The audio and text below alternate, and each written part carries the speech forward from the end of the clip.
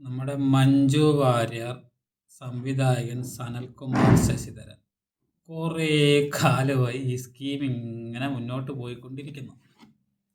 അപ്പോൾ അതിൽ കുറച്ചു കാലമായിട്ടത് കേൾക്കാതായപ്പോൾ ആള് മഞ്ജു വാര്യരെ വിട്ടുപിടിച്ചു എന്നാണ് വിചാരിച്ചത്. പക്ഷെ ആള് വിട്ടിട്ടില്ല.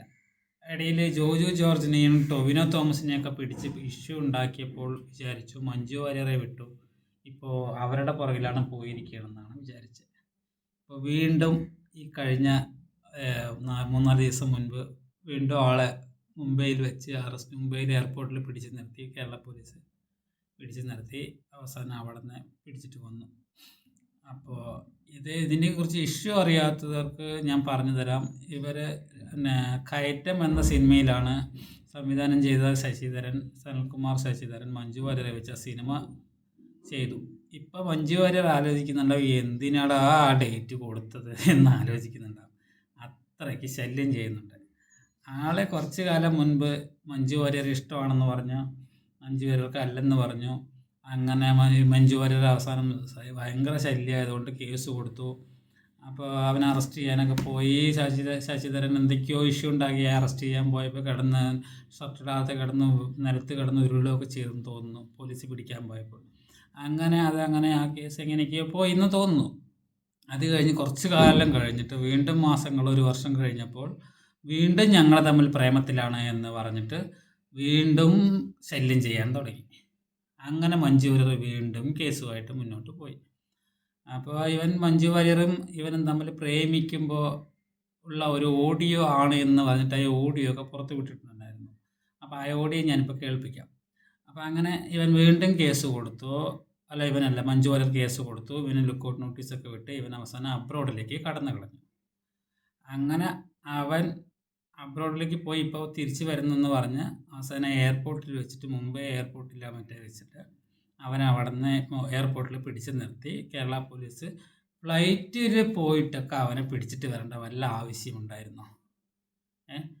അതിനൊക്കെ പൈസ കളയണോ കേരള പോലീസ്? ഈ സൈക്കോപാത്തിനെയൊക്കെ ഫ്ലൈറ്റിൽ പോയി പിടിച്ചിട്ട് വന്നിട്ട് ഇവിടെ വന്നിരുത്തേണ്ട വല്ല കാര്യമുണ്ടോ? അവസാനം അവനെ അവിടെ നിന്ന് പിടിച്ചിട്ട് വന്ന് അവിടെ നിന്ന് റെയിൽവേ സ്റ്റേഷനിൽ ഇറങ്ങുമ്പോൾ അവൻ കുറേ കാര്യങ്ങൾ പറഞ്ഞിട്ടുണ്ടായിരുന്നു. അതല്ലാത്തവർക്ക് ഞാനിപ്പോൾ മഞ്ജു വാര്യറിൻ്റെയും ഇവനും തമ്മിൽ പ്രേമിക്കുമ്പോൾ സംസാരിച്ച ഓഡിയോ ആണെന്ന് പറഞ്ഞിട്ട് ഒരു ഓഡിയോ ഉണ്ട്. അത് ഞാൻ നിങ്ങളെ കേൾപ്പിക്കാം. എന്നിട്ട് നിങ്ങൾ തന്നെ പറയൂ, ഇത് മഞ്ജു വാര്യറാണോ അതോ മഞ്ജു വാര്യർ വേറെ വല്ലവരും ആണോ എന്ന് നിങ്ങൾ തന്നെ ഒന്ന് കേട്ടിട്ടൊന്ന് പറഞ്ഞു നോക്കൂ. ഇവന് ശരിക്കും അവൻ സൈക്കോ ആണെന്ന് നമുക്ക് ഈ വീഡിയോ കണ്ടാൽ തന്നെ മനസ്സിലാവും. പക്ഷെ എന്ത് ചെയ്യാൻ പറ്റും? ഇതൊന്ന് കേട്ട് നോക്കിയേ. ഞാൻ പറഞ്ഞല്ലോ, ഞാൻ പറയട്ടെ. ഇത്രയും നേരം നീ പറഞ്ഞു. ഇല്ല ഞാൻ പറഞ്ഞല്ലോ, ഇല്ല ഇത്ര ഞാൻ ഓർക്ക് ഓണസ്റ്റ് നീ പറയും പോലെ മോശത്തിൽ ഓണസ്റ്റ് ഞാൻ വീണ്ടും എന്റെ ഫോണിൽ എന്തിനാ വിളിക്കുന്നു? when I know the possibility of ruining me is high, ഞാൻ എന്തിനാ അങ്ങനെ ചെയ്യുന്നതാ? എന്തിനാണ് ചെയ്യണം? അത് കുറച്ച് ആലോചിക്കും. ഇത് നിങ്ങൾ എന്നെ ആലോചിച്ച് നോക്കി. ഇത് മഞ്ജു വാര്യരുടെ സൗണ്ടാണ്. ഇത് കണ്ടിട്ട് ഇതും കൂടി ആയപ്പോഴാണ് പാവം മഞ്ജു കേസ് കൊടുത്തത്. അപ്പോഴാണ് ഇവൻ പുറകെ നടന്ന് ശല്യം ചെയ്യുന്നത്. ഇഷ്ടമാണ്, പ്രേമമാണ്, ഞങ്ങൾ തമ്മിൽ പ്രേമിച്ചു, ഞങ്ങൾ എന്നെ തേച്ചു എന്നൊക്കെ പറഞ്ഞിട്ട് നടക്കുകയാണ്. പിന്നെ അവനൊരു സ്കീം പറയുന്നത് മഞ്ജു വാര്യറിനെ മാനേജർ ഭീഷണിപ്പെടുത്തി നിർത്തിയിരിക്കുകയാണ്, വീട്ടു തടങ്കലിലാണ് എന്നൊക്കെയാണ് അവനിപ്പോൾ പറഞ്ഞുകൊണ്ടിരിക്കുന്നത്. മഞ്ജു വാര്യർ വേറെ ആർക്കോ വേണ്ടി ഇതാക്കുകയാണ്, ഇഷ്ടമാണ്, വേറെ ആരിനെ പേടിച്ചിട്ട് പറയാതിരിക്കുകയാണ്. മഞ്ജു വാര്യർക്ക് വധഭീഷണിയുണ്ട്, എനിക്ക് വധഭീഷണിയുണ്ട്, മഞ്ജു വാര്യറിൻ്റെ മോൾക്ക് വധഭീഷണിയുണ്ട് എന്നൊക്കെയാണ് അവൻ പറഞ്ഞുകൊണ്ടിരിക്കുന്നത്. അപ്പോൾ അവൻ ഇങ്ങനെയൊക്കെ പറഞ്ഞ് ഇവൻ അങ്ങനെ സൈക്കോയാണ്. ഇവൻ ശരിക്കും സൈക്കോപാത്താണ്. ഈ ഫാനിസം തലയ്ക്ക് പിടിച്ചിട്ട് സൈക്കോ ആവില്ലേ, അതാണ് ഇവൻ. ഇപ്പോൾ 7 വർഷമായി ഞങ്ങൾ പ്രേമത്തിലാണെന്ന് പറയുന്നുണ്ട്. 2019 7 വർഷമായി എന്ന് പറയുന്നുണ്ട്. 6 വർഷമായിട്ട് 2019 കണക്കാക്കുമ്പോൾ. പക്ഷേ ഇവൻ തന്നെ 2-3 വർഷം മുൻപുള്ള ഇൻ്റർവ്യൂവിൽ അങ്ങനെ ഇല്ലായിരുന്നു എന്നും പറഞ്ഞിട്ടുണ്ട്. ഇപ്പോൾ ഇവൻ എയർപോർട്ടിൽ വന്നിട്ട് കാണിച്ചു കൂട്ടിയ കാര്യങ്ങൾ നിങ്ങളൊന്ന് കണ്ടിട്ട് വരൂ, എന്നിട്ട് നമുക്ക് ബാക്കി സംസാരിക്കാം. എയർപോർട്ടിൽ നിന്നിട്ട് സംസാരിച്ച കാര്യങ്ങൾ. 2019 മുതൽ ഞങ്ങൾ പ്രേമത്തിലാണ്. ഇതിന് തടസ്സം നിൽക്കുന്നത് കേരള പോലീസാണ്. 2019 മുതൽ ഞാനും മഞ്ജു വാര്യരും കൂടി പ്രണയത്തിലാണ്. ഇതിന് തടസ്സം നിൽക്കുന്നത് കേരള പോലീസാണ്. ഞാൻ 2 പരാതി കൊടുത്തിട്ട് ആ പരാതി അന്വേഷിക്കാതെ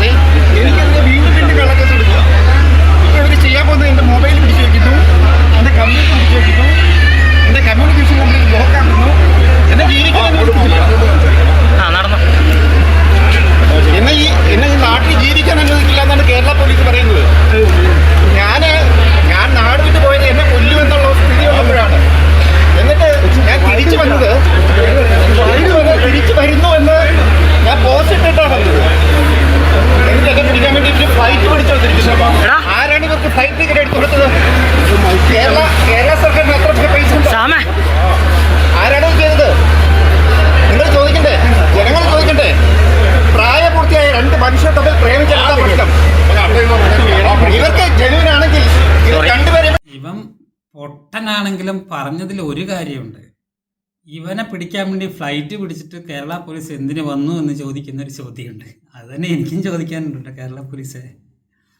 ഈ സൈക്കോനെയൊക്കെ പിടിക്കാൻ വേണ്ടി നിങ്ങൾ ഫ്ലൈറ്റിൻ്റെ പൈസയും ചിലവാക്കിയിട്ട് നിങ്ങൾ അവനെ പിടിക്കാൻ വേണ്ട വല്ല കാര്യമുണ്ട്? അവൻ ഇവിടെ വെച്ചിട്ട് പിന്നെ അവൻ പറഞ്ഞിട്ടല്ലേ ഇങ്ങോട്ട് വന്നിരിക്കുന്നത്, പോസ്റ്റ് ചെയ്തിട്ടല്ലേ ഇങ്ങോട്ട് വന്നിരിക്കുന്നത്, കേരളത്തിലേക്ക് ലാൻഡ് ചെയ്യുന്നു എന്ന് പറഞ്ഞിട്ട്. പിന്നെ നിങ്ങൾ എന്തിനാ പിന്നെ മുംബൈ വരെ പോയിട്ട്? അവൻ ഓപ്പണായിട്ട് വരുമായിരുന്നു. ശരി, അത് പോട്ടെ. പിന്നെ ഇവൻ പറയുന്ന ഒരു കാര്യം, ഒരു പ്രായപൂർത്തിയായ ആണും പെണ്ണും പ്രേമിക്കുമ്പോൾ എന്തിനാണ് പിന്നെ ഇവർ പിന്നെ കമ്മ്യൂണിസ്റ്റ് പാർട്ടിക്ക് എന്താണെന്നാണ് പറയുന്നത്. കമ്മ്യൂണിസ്റ്റ് പാർട്ടിക്ക് എന്താണ് അല്ലെങ്കിലും കമ്മ്യൂണിസ്റ്റ് പാർട്ടിക്ക് നീ പ്രേമിക്കുകയെ, നീ ചാവുകയെ, നീ വേറെ എന്തോ ചെയ്തോ, നീ ഒരു ശല്യം ചെയ്യാതിരുന്നാൽ മതി. എടാ സനൽകുമാറേ, നീ മഞ്ജു വാര്യർ തനിക്കെതിരെ കേസ് കൊടുത്തിരിക്കുകയാണ്. അല്ലാതെ നിങ്ങൾ പ്രേമിക്കുന്നതിന് കേരള പോലീസ് വന്നിട്ട് അല്ലെങ്കിൽ കേരള ഗവൺമെൻറ് വന്നിട്ട് നിങ്ങളുടെ മുന്നിൽ നിന്നിട്ട് ശല്യം ചെയ്യുകയല്ല, കേസ് കൊടുത്തിരിക്കുകയാണ് നീ ശല്യമാണെന്ന് പറഞ്ഞിട്ട്. എന്നിട്ടും നിനക്ക് മനസ്സിലാവുന്നില്ല. അതാണ് ഞാൻ ചോദിക്കുന്നത്. എന്നിട്ടും നിനക്ക് മനസ്സിലാവാത്ത പോലെ അഭിനയിക്കുകയാണോ? പൊട്ടനായിട്ട് അഭിനയിക്കുകയാണോ? പൊട്ടനായിട്ട് അഭിനയിക്കുന്നത് നിനക്ക് തിമിരുണ്ട്, നല്ല അടി കിട്ടാത്ത കുഴപ്പമുണ്ട്, അത് വേറെ. അതാണ് നിനക്ക് മെയിനായിട്ട് ഇപ്പോൾ അടിയാണ്. അടിക്ക് എതിരെ വേറെ ഒന്നും ഇല്ല പറയുന്നില്ല. ഈ അടിയാണ് നിനക്കിപ്പോൾ വേണ്ടത്. ആ അടി കൊടുക്കാൻ ആളില്ലാത്തത് കൊണ്ടാണ് ഇപ്പം നീ ഇങ്ങനെ കിടന്നിട്ട് ആ പാവം മഞ്ജു വാര്യരെ പിടിച്ചിട്ട് ഭയങ്കരമായിട്ട് ശല്യം ചെയ്യുന്നത്. ഇപ്പം നീ തന്നെ 5-6 വർഷമായി 7 വർഷമായി എന്ന് പറയുന്നുണ്ട്.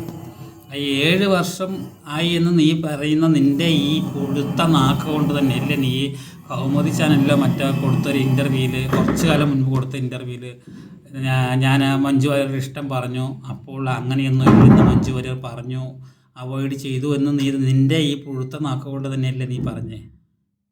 അതൊന്ന് ഞങ്ങൾക്ക് കേട്ടിട്ടില്ല കണ്ടിട്ടില്ല എന്നാണ് പറയുന്നത്. ഇതൊന്ന് നോക്കിക്കേ നിങ്ങൾ. ആള് പറയുന്നുണ്ട് അങ്ങനെ ഇല്ലെന്ന്. അന്ന് മഞ്ജു വാര്യരെ പോലെ വളരെ പോപ്പുലറായിട്ടുള്ള ഒരു ആർട്ടിസ്റ്റ് താങ്കൾ പറയുന്ന സ്ക്രിപ്റ്റ് അംഗീകരിച്ച് ഹിമാലയം പോലെ ഒരു ലൊക്കേഷനിൽ വന്ന് അഭിനയിക്കാൻ തയ്യാറായി. അവിടുത്തെ സാഹചര്യങ്ങളോട് പൊരുത്തപ്പെട്ട് നിന്നു. അന്നേരം അവരെ വളരെ മാന്യമായിട്ട് ട്രീറ്റ് ചെയ്ത് മുന്നോട്ട് കൊണ്ടുപോകേണ്ട ഒരു പരിപൂർണ്ണ ഉത്തരവാദിത്വം സംവിധാനം താങ്കളുണ്ട്. പിന്നെ എങ്ങനെയാണ് ഇതിനൊരു അലോസരം ഉണ്ടായത്? അല്ല, എന്നെ പറ്റി അവർക്ക് എന്തെങ്കിലും അലോസരം ഉണ്ടെന്ന് ഞാൻ ഇപ്പോഴും വിശ്വസിക്കുന്നില്ല. കാരണം അന്ന് മുതൽ അതിനുശേഷം ഒരുപാട് ഇന്റർവ്യൂസ് അവരും ഞാനും ഉൾപ്പെടെയുള്ള ഇന്റർവ്യൂസ് ആ സിനിമയെ പറ്റി വന്നിട്ടുണ്ട്. അതൊക്കെ ഇന്റർനെറ്റിൽ അവൈലബിൾ ആണ്. അതിലൊക്കെ തന്നെയും അവർ എന്നെ പറ്റിയും സിനിമയെ പറ്റിയും ഒക്കെ വളരെ മാന്യമായിട്ടാണ് സംസാരിച്ചിട്ടുള്ളത്. താങ്കൾ അവരോട് പ്രണയാഭ്യർത്ഥന നടത്തി? അത് സത്യമാണ്. അത് പക്ഷേ താങ്കൾ വിവാഹിതനും 2 കുട്ടികളുടെ പിതാവുമായിട്ടുള്ള ഒരാളാണ്. അവരും ഒരു മാന്യമായി ജീവിക്കുന്ന ഒരു സ്ത്രീയാണ്. അതിനിടയിൽ ഒരു ഏകപക്ഷീയമായ പ്രണയാഭ്യർത്ഥന അല്ല. അത് അല്ല. അതിനകത്ത് പല കാര്യങ്ങളിലും അവർക്ക് എന്നോടൊരു ആകർഷണം ഉണ്ട് എന്ന് തോന്നുന്ന തരത്തിലുള്ള മാത്രമായിക്കൂടെ? ആയിക്കൊള്ളാം. അതുകൊണ്ടാണ് ഞാൻ ചോദിക്കുന്നത്. എന്തെങ്കിലും പെരുമാറ്റം ഉണ്ടായി. അതാണ് ഞാൻ പറഞ്ഞത്. അങ്ങനെ പല പെരുമാറ്റങ്ങളും ഉണ്ടായി. അപ്പോൾ പല സമയത്തും ഈ പറയുന്നത് പോലെ എനിക്ക് അവരോട് അഭിപ്രായ വ്യത്യാസങ്ങൾ ഉണ്ടാകുമ്പോൾ ഞാൻ മിണ്ടാതിരിക്കും. അപ്പോൾ അവർ തന്നെ പിന്നീട് ഇങ്ങോട്ട് മെസ്സേജ് അയക്കുകയും കാര്യങ്ങൾ സംസാരിക്കുകയൊക്കെ ചെയ്യുമ്പോൾ ഒരു സന്ദർഭത്തിൽ ഞാൻ അവരോട് പറഞ്ഞത്, എനിക്ക് നിങ്ങളോട് എന്തോ ഒരു സ്പിരിച്വൽ അട്രാക്ഷൻ തോന്നുന്നുണ്ട് എന്ന് പറഞ്ഞു. താങ്കൾ പറഞ്ഞു? ഞാൻ പറഞ്ഞു. അപ്പോൾ അവർ പറഞ്ഞത്, സനൽ നിങ്ങളൊരു നല്ല മനുഷ്യനാണ്, എന്നെപ്പോലെ ഒരാൾ എന്ന് പറഞ്ഞ് നിർത്തി. അപ്പോൾ അതൊരു നിരാശമല്ല, എന്നാൽ അക്സെപ്റ്റൻസ് പ്രോത്സാഹനമാണെന്നും കരുതാൻ പറ്റില്ല. പ്രോത്സാഹനമല്ല, അക്സെപ്റ്റൻസ്. ഇതിനിടയിലും ഇപ്പം നമ്മുടെ നാട്ടിൽ ഒരു സദാചാര സംസ്കാരമുണ്ട്. അത് സദാചാര പോലീസിങ്ങിന്റെ കാലത്തെ കുറിച്ചല്ല ഞാൻ പറയുന്നത്. പക്ഷേ താങ്കൾ 2 കുട്ടികളുടെ പിതാവായിട്ടൊരു വിവാഹ ജീവിതം നയിക്കുന്ന ഒരാൾ ആ ഒരു രീതിയിൽ ചെയ്യുന്നത് നമ്മുടെ ഒരു സമൂഹത്തിന്റെ അല്ലെ താങ്കൾ ഉയർത്തുന്ന ഫിലോസഫിക്കൊക്കെ യോജിച്ചതാണോ? അല്ല, ഞാൻ ഉയർത്തുന്ന ഫിലോസഫി അപ്പോൾ ഇതിൽ വ്യക്തമായിട്ട് പറയുന്നുണ്ട്, ഈ നാറി അവിടെ അങ്ങനെ പറഞ്ഞിട്ടില്ല, മഞ്ജു വാര്യർ അങ്ങനെ പറഞ്ഞിട്ടില്ലെന്ന് പറയുന്നുണ്ട്. പിന്നെ വേദാർത്ഥത്തിലാണ് ഇങ്ങനെ ചെയ്തതെന്ന് അറിയുന്നില്ല. പിന്നെ മഞ്ജു വാര്യരോട് പറയുന്ന ആ സിനിമ സംവിധാനം ചെയ്യുന്ന ആ സമയത്ത് ഇവൻ പിന്നെ ഡൈവേഴ്സ് അല്ല, ഇപ്പോഴാണ് ഡിവേഴ്സ് ആയിരിക്കുന്നത്. ആ സമയത്ത് ഡിവേഴ്സ് അല്ല. അപ്പോൾ 2 കുട്ടികളുടെ തന്തയായ നാറി, നീ ഭാര്യനെയും അവിടെ ഇരുത്തിയിട്ടാണ് നീ ഇങ്ങനെ ചെയ്തത് എന്ന് ആ വ്യക്തി തിരിച്ച് ചോദിക്കുമ്പോൾ നീ പറയുന്നത്, ഞങ്ങൾ അപ്പോൾ ഡൈവേഴ്സിൻ്റെ വക്കീലാണ്. ഞങ്ങൾ രണ്ടുപേരും 2 മുറിയിലാണ് താമസം. ഞങ്ങൾ ഡൈവേഴ്സ് ചെയ്യാൻ പോവുകയായിരുന്നു എന്നൊക്കെയാണ് പരനാറിയായ നീ പറഞ്ഞുകൊണ്ടിരിക്കുന്നത്. ശരി, നീ ഡൈവേഴ്സ് ചെയ്യേ, എന്ത് മാങ്ങാത്തൊലി ചെയ്യേ ചെയ്തോ. നീ പാവം മഞ്ജു വാര്യറിൻ്റെ നെഞ്ചത്തേക്ക് എന്തിനാണ്ടാ പോകുന്നത്? നിനക്ക് പാനിസം തലയ്ക്ക് പിടിച്ച് വന്നതാണോ, അതോ പ്രാന്ത് മൂത്തതാണോ, സൈക്കോ ആണോ നീ? അറിയാണ്ട് ചോദിക്കുകയാണ്. നിനക്ക് വേറെ ആരെയും കിട്ടിയില്ല. അവർ പാവം സ്ത്രീ നല്ല രീതിക്ക് ജീവിക്കാൻ വേണ്ടി നോക്കുന്ന സമയത്ത് തനിക്ക് എന്തിൻ്റെ കഴപ്പ് കൊണ്ടാണ് ഈ പരിപാടി ചെയ്യുന്നതെന്ന് നമുക്കറിയുന്നില്ല. എന്തിനാണ് നീ ഇങ്ങനെ പുറകിൽ നടന്ന് ശല്യം ചെയ്യണമെന്ന് അറിയില്ല. അവർ ഒരാളെയും ശല്യം ചെയ്യാതെ സ്വന്തം ഭർത്താവിൽ നിന്ന് ഡിവോഴ്സ് വാങ്ങിച്ച് അവരുടെ കോടിക്കണക്കിന് സ്വത്ത്, ദിലീപിൻ്റെ പേർക്കുള്ള സ്വത്ത് മഞ്ജു വാര്യറിൻ്റെ പേർക്കായിരുന്നു പാതി സ്വത്ത്. ആ പാതി സ്വത്തിന് ഒരു തരി വേണ്ട എന്ന് പറഞ്ഞ് തിരിച്ച് എഴുതി കൊടുത്ത് മോൾക്ക് നിൽക്കാൻ അച്ഛൻ്റെ കൂടെയാണ് ഇഷ്ടമെന്ന് പറഞ്ഞപ്പോൾ അതിനൊരു ബാർഗെയിൻ ചെയ്യാതെ അവർ സ്വന്തമായിട്ട് ജീവിച്ച് സ്വന്തമായിട്ട് സമ്പാദിച്ച് ഒരു മോശം ഡ്രസ്സിങ് പോലും ചെയ്യാതെ സാധാരണഗതിയിൽ സാധാരണ പെൺകുട്ടികൾ നടക്കുന്ന പോലെ നല്ല തനതായ നല്ല രീതിയിൽ നടന്ന് നല്ല രീതിയിൽ നല്ല സിനിമകൾ അഭിനയിച്ച് പണമുണ്ടാക്കി അവർ ജീവിക്കാനുള്ള പൈസയുണ്ടാക്കി നല്ല തൻ്റെ ഇടത്തോടെ ജീവിക്കുന്ന ഒരു സ്ത്രീയാണ്, സ്ട്രോങ് വുമണാണ് മഞ്ജു വാര്യർ. അവരെ എന്തിനാടെ അവരുടെ വാലുക്ക് പോകാനുണ്ടടാ സൈക്കോ നീ? അതിനേക്കാളും നല്ലത് ദിലീപിനെ തന്നെ വീണ്ടും കെട്ടിയിട്ടിരിക്കുന്നതല്ലേ. കാവ്യമാധവനോട് പൊക്കോട്ടെ, ഞാനിവിടെ അഡ്ജസ്റ്റ് ചെയ്തിരിക്കുക എന്ന് പറയാം. അങ്ങനത്തെ തന്നെയൊക്കെ കെട്ടുന്നതിനും വിധം തന്നെയൊക്കെ പ്രേമിക്കുന്നതിനേക്കാളും നല്ലത് ദിലീപിനെ തന്നെ പ്രേമിക്കുന്നത്. നീ ദിലീപിനോട് നിങ്ങൾ കാവ്യമാധവൻ്റെ കൂടെ പൊക്കോ, എന്നാലേ എനിക്കിവിടെ പകുതി സീറ്റ് മതി എന്ന് പറഞ്ഞിട്ട് ഇരുന്നിട്ടുണ്ടാവും. തന്നെ പോലെ ഉള്ള പരനാറിനെയൊക്കെ പ്രേമിക്കേണ്ട അവസ്ഥ വന്നതാണ്. അങ്ങനത്തെ ഒരു സ്ത്രീ അല്ല അവർ. അത് ഞങ്ങൾക്ക് എല്ലാവർക്കും അറിയാം. പിന്നെ കേരളത്തിലെ കൊച്ചു കുട്ടികൾക്ക് വരെ അറിയാം ആ വോയിസ് മഞ്ജു വാര്യറിൻ്റെ അല്ല എന്ന്. പിന്നെ എന്ത് പുടുങ്ങാനാണ് നീ ഇപ്പോൾ വീണ്ടും അത് തന്നെ പറയുന്നതെന്ന് അറിയുന്നില്ല. പിന്നെ ഇവനെ ഇപ്പോൾ പോലീസ് സ്റ്റേഷനിലേക്ക് പിടിച്ചു കൊണ്ടുപോയല്ലോ, പോലീസ് വന്ന് പിടിച്ചു കൊണ്ടുപോയി. അതിനുശേഷം അവന് അടുത്ത ദിവസം ജാമ്യം കിട്ടി. ആ ജാമ്യം കിട്ടുമല്ലോ, ജാമ്യം കിട്ടാനുള്ള വകുപ്പാണല്ലോ ഉള്ളത്. അപ്പോൾ ജാമ്യം കിട്ടുന്ന സമയത്ത് പോലീസുകാർക്കറിയാം ജാമ്യം കിട്ടും. അപ്പോൾ ഇവനെ എയർപോർട്ടിലൊന്നും പോയി പിടിച്ചിട്ട് വരണ്ടെന്ന് അറിയാമായിരുന്നു. എന്നിട്ടും പോട്ടെ. അത് കഴിഞ്ഞിട്ട് ഇവൻ വീണ്ടും പുറത്തിറങ്ങിയിട്ടും വിട്ടിട്ടില്ല. പുറത്തിറങ്ങിയിട്ട് വീണ്ടും കുറേ കാര്യങ്ങൾ പറഞ്ഞുകൊണ്ടിരിക്കുകയാണ്. അതൊന്ന് നോക്കൂ. അത് കേട്ടിട്ട് വന്നതിന് അവൻ വീട്ടു തടങ്കലിലാണ്, മാനേജർ തടങ്കലിലാണ്. മോള് എന്തൊക്കെയോ പറഞ്ഞുകൊണ്ടിരിക്കുന്നു, വധഭീഷണിയോ അത് ഇതെന്നൊക്കെ പറയുന്നുണ്ട്. അതൊന്ന് ഞാൻ ഇവിടെ സൈഡായിട്ട് വയ്ക്കാം. ഞാൻ ചോദിക്കട്ടെ, നിങ്ങളിപ്പോൾ എന്നെ ഇങ്ങനെ ക്വസ്റ്റ്യൻ ചെയ്യുന്നു. ഞാൻ ഒരു പരാതി കൊടുത്തിട്ടുണ്ട് DGPക്ക്. ആ പരാതിയെ പറ്റി നിങ്ങൾ ആരെങ്കിലും റിപ്പോർട്ട് ചെയ്തോ? എനിക്കെതിരെ ഇപ്പോൾ എടുത്ത കേസ്, കഴിഞ്ഞ ജനുവരിയിൽ എടുത്ത കേസിൻ്റെ മുൻപായിട്ട് ഞാൻ DGPക്ക് ഒരു പരാതി കൊടുത്തിട്ടുണ്ടായിരുന്നു. അതിനകത്ത് ആളുകളുടെ പേര് വെച്ച് പരാതി കൊടുത്തിട്ടുണ്ട്. അത് ആരെങ്കിലും റിപ്പോർട്ട് ചെയ്തോ? ഒരു ചാനലും ഒരു മാധ്യമവും റിപ്പോർട്ട് ചെയ്തില്ല. വിഷയം പറയുമ്പോഴും ഇത് ആരാണ് എന്നുള്ളത് പറഞ്ഞല്ലോ. ഞാൻ പറയട്ടെ, ഞാൻ പറഞ്ഞ ആളുകളുടെ പേര് നിങ്ങൾ പറയൂ, അത് കഴിഞ്ഞിട്ട് ബാക്കിയുള്ളത് ഞാൻ പറയാം.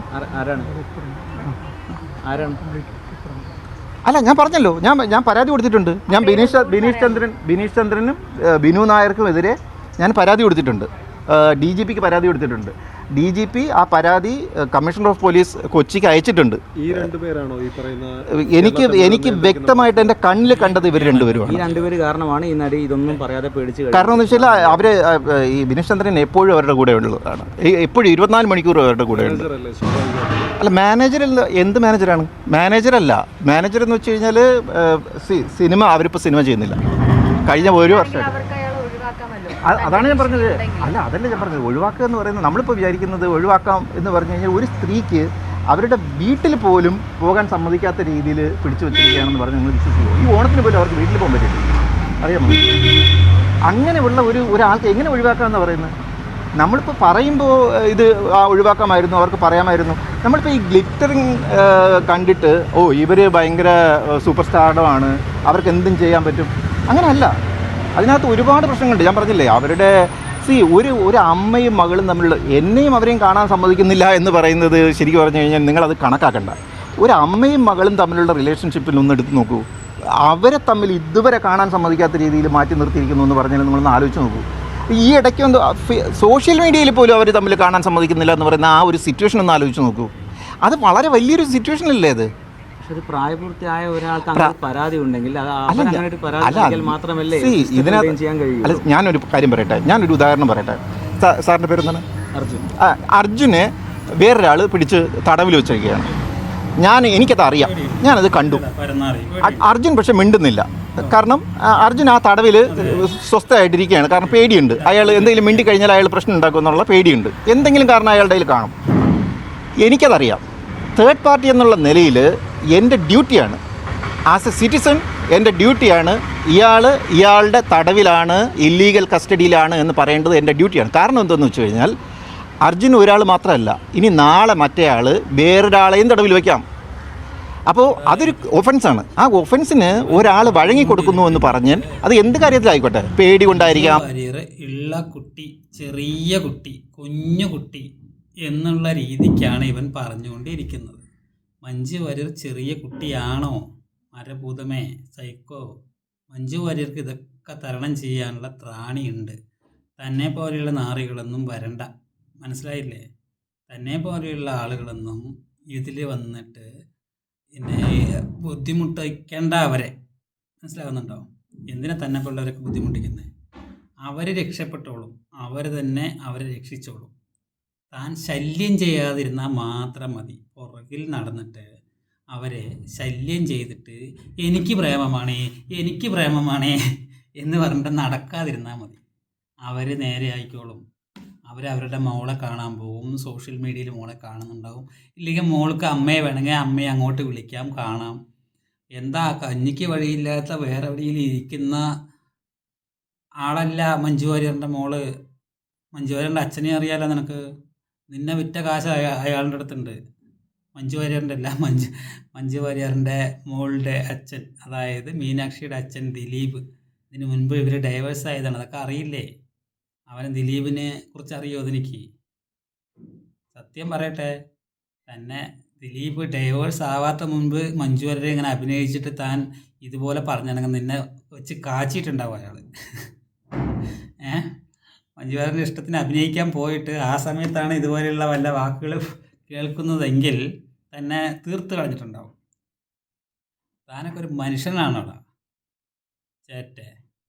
അവർ നല്ല സ്ട്രോങ് വുമൺ, അടിപൊളിയായിട്ട് ജീവിച്ച് കാണിച്ച് അങ്ങനെ പെണ്ണായ അങ്ങനെ വേണം, കരഞ്ഞിരിക്കാൻ പാടില്ല. ഇത്രയും കോടിക്കണക്കിന് സ്വത്ത് കിട്ടിയിട്ട് പോലും വേണ്ട എന്ന് വെച്ചിട്ട് ഇവിടെ ഒരു വഴിയില്ലാതെ ഇരിക്കുന്ന ഭർത്താക്കന്മാരെ എനിക്ക് അത്ര വേണം, എനിക്ക് 40 വേണം, എനിക്ക് 50 വേണം, ജീവിതകാലം മുഴുവൻ ജീവിക്കാനുള്ള സ്വത്ത് വേണമെന്ന് പറഞ്ഞിട്ട് ഈ സിനിമകളിൽ തന്നെ ആളുകൾ ചെയ്യുന്നുണ്ട്.